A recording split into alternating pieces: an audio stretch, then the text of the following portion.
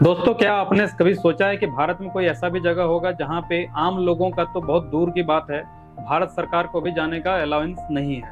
हो सकता है आपको सुनने में ये अजीब लगे, पर ये सच है। दुनिया में कई ऐसे रहस्यमयी जगह हैं और कुछ तो रहस्यमयी के साथ साथ खतरनाक भी हैं। तो दोस्तों, आज मैं आप लोगों को भारत के एक ऐसे ही रहस्यमयी जगह के बारे में बताऊंगा जहां पे आम आदमी तो नहीं ही जा सकता, लेकिन भारत सरकार ने भी हार मान लिया और फाइनली ऐसा डिसाइड कर लिया है कि वह जगह पे जाना ही नहीं है।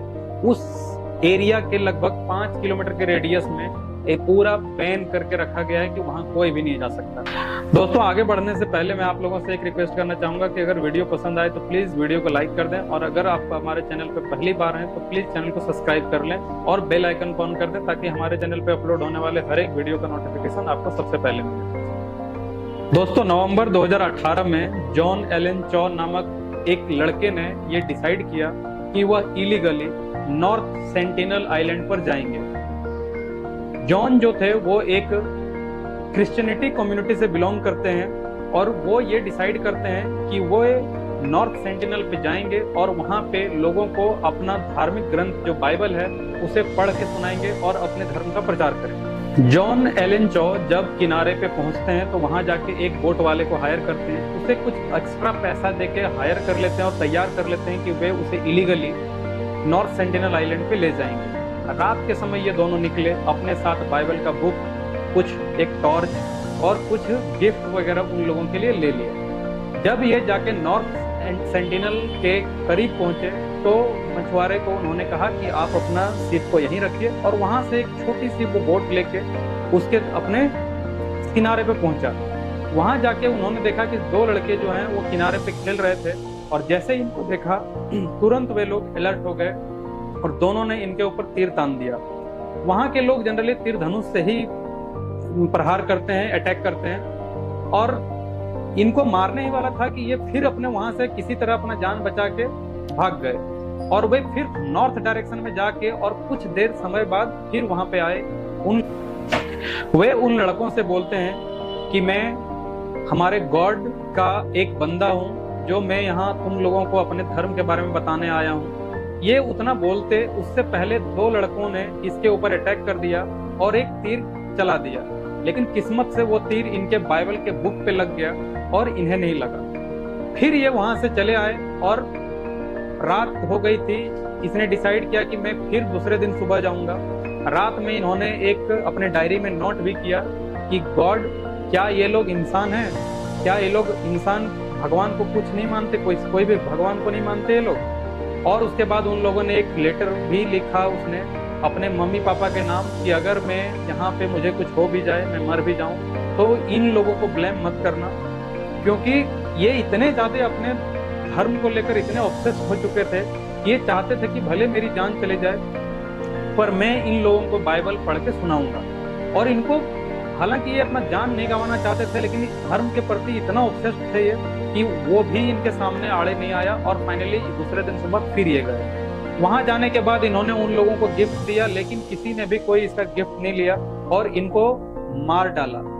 मछुआरा जो इसे ले जाके किनारे पे छोड़ा था, वो दूर से ही दूरबीन के थ्रू देख रहा था, तो देखा कि कुछ 2-3 जो लोग थे वे उसे एक लकड़ी में बांध के टांग के अपने कंधे पे ले जा रहे हैं, और कपड़ों के पहनावा से उस मछुआरे को यह पता चल गया था, वो उस बोट वाले को, कि ये वही है जिसे मैं ले जाकर किनारे पे छोड़ा था।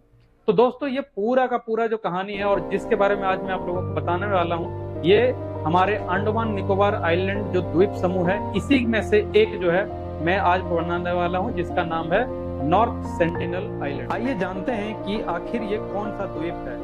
दोस्तों, इस द्वीप का नाम है नॉर्थ सेंटिनल। यह द्वीप भारत के अंडमान और निकोबार द्वीप समूह में से एक द्वीप है। यह बंगाल की खाड़ी में स्थित है। अगर इसके क्षेत्रफल की बात करें तो यह 59.67 किलोमीटर स्क्वायर में फैला हुआ है। इस द्वीप में रहने वाले लोगों को हम नॉर्थ सेंटिनलिस्ट कहते हैं। हालांकि ये नाम को हम लोगों ने इन्हें दिया है, ये उन लोगों का ओरिजिनल नाम नहीं है। ये शायद दुनिया की एक आखिरी ऐसी ट्राइब है जिनका बाकी दुनिया से कोई कॉन्टेक्ट नहीं है। आज के समय पूरी दुनिया में ऐसा कोई नहीं है जो इनकी भाषा को समझ सके, सिवाय उन सेंटिनलिस्ट के। दोस्तों, इस अंडमान निकोबार द्वीप समूह में लगभग 572 आइलैंड हैं, जिसमें से सिर्फ 36 में लोग रहते हैं। और उन 36 में से सिर्फ 12 को टूरिस्ट प्लेस के नाम पे ओपन रखा गया है, जिसमें लोग टूरिस्ट के तौर पर जाके घूम सकते हैं। North sentinel island Andaman Nicobar island के जो कैपिटल है पोर्ट ब्लेयर, उससे लगभग 60 किलोमीटर की दूरी पर स्थित है। आज से 70,000 वर्ष पूर्व कुछ लोग अफ्रीका से माइग्रेट किए थे और आज जिसे हम सेंटिनेलीज के नाम से पुकारते हैं, ये उन्हीं लोगों के बाद की पीढ़ियां हैं। ऐसा कहा जाता है कि ये लोग आज से 10,000 या 30,000 वर्ष पूर्व इस द्वीप पर आए और तब से ये बाकी की दुनिया से अलग है। इन्हें कभी खेती की ना कोई समझ है और ना ही अभी ये खेती करते हैं, इसलिए ये माना जाता है कि ये लोग स्टोन एज के समय के लोग हैं। जब लोगों ने इनसे संपर्क करने की कोशिश की तब ये वियोलेंट ही देखे गए। यहाँ के लोगों को कैनिबल भी कहते हैं, जिसका मतलब होता है जो मानव का मांस खाता है। ये लोग मानव के मांस खाते हैं, ऐसे बहुत सारे लोगों ने कहा है। अगर नॉर्थ सेंटिनेलीज की बात की जाए तो इसका पहला रिकॉर्ड 1771 में किया गया, जब एक ईस्ट इंडिया कंपनी का जहाज इस द्वीप के पास से गुजरता है और उन्हें यहाँ से रोशनी आती दिखती है। इसका अगला रिकॉर्ड मिलता है 1867 में, जब एक इंडियन क्रूज शिप जो था वो उस किनारे से गुजर रहा था। उसी समय तेज हवाओं के कारण उसका एक्सीडेंट हो जाता है और वह शिप वहीं पे फंस जाता है। इसमें से नॉर्थ सेंटिनेलीज लोग जो होते हैं वो उनके ऊपर अटैक कर देते हैं। किस्मत से वे लोग अपने जान बचाकर वहां से भागने में कामयाब रहते हैं। ये पहली बार देखा गया था जब नॉर्थ सेंटिनेलीज लोग जो हैं बाहर के लोगों को भगाने से पता चला था कि ये बाहरी लोगों को नहीं देखना चाहते। फिर 1880 में मॉरिस विडल बोटमैन नाम के एक ब्रिटिश ऑफिसर ने डिसाइड करता है कि वो इन सेंटिनेलीज से कांटेक्ट करेगा और उन्हें सिविलाइज करेगा।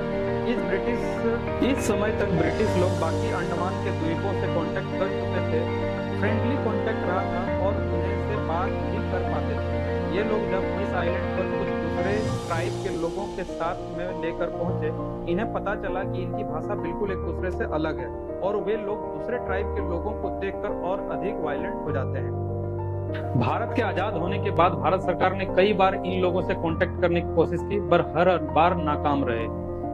साल 1967 में पहली बार त्रिलोक नाथ पंडित ने, वो पहले ऐसे आदमी थे जो इस आइलैंड पे गए और उन लोगों से कांटेक्ट करने की कोशिश की। त्रिलोकीनाथ पंडित अपने साथ इस बार 20 लोगों की टीम को लेके गए थे, जिसमें scientist, armed force, unarmoured force और नेवी के साथ साथ गवर्नर भी थे। ये लोग जब आइलैंड पे पहुंचे तो इन लोगों ने नॉर्थ सेंटिनेलीज लोगों का फुटप्रिंट को फॉलो किया और वो लगभग 1 किलोमीटर तक फॉलो किए, पर कोई नहीं मिला। तो फाइनली इन लोगों ने फिर वापस लौटने का डिसीजन ले लिया और जो अपने साथ कुछ गिफ्ट लेके गए थे जो उन लोगों को देने के लिए, वो वहीं किनारे पे छोड़ दिए और वे लोग आ गए। बाद में कई फिल्म मेकर भी वहां गए, उनके साथ त्रिलोकनाथ पंडित भी गए थे।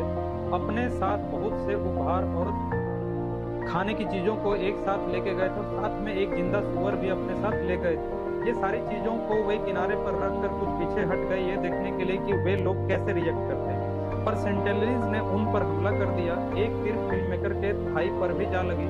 थोड़ी देर में उन लोगों ने सुअर पर भी हमला कर दिया और उन सुअर को मारकर वहीं बालू में गाड़ दिया गया। इससे यह पता चलता है कि वे लोग मांस खाने में उतना जोर नहीं देते। साल 1981 में जब एक मर्चेंट शिप प्रीमोज नाम के बंगाल से ऑस्ट्रेलिया जा रहे थे, पर तूफान आया और ये लोग वहां फंस गए। इस बार भी वे लोग इन पर हमला कर दिए, पर तेज हवाएं चलने के कारण तीर उन पर नहीं लगते थे। वे लगभग 14 दिन वहां फंसे रहे। बाद में हेलीकॉप्टर से उन लोगों को बचा लिया गया था और वह शिप वहीं रह गया। जब ये पहली बार था जब उन लोगों ने आयरन देखा था।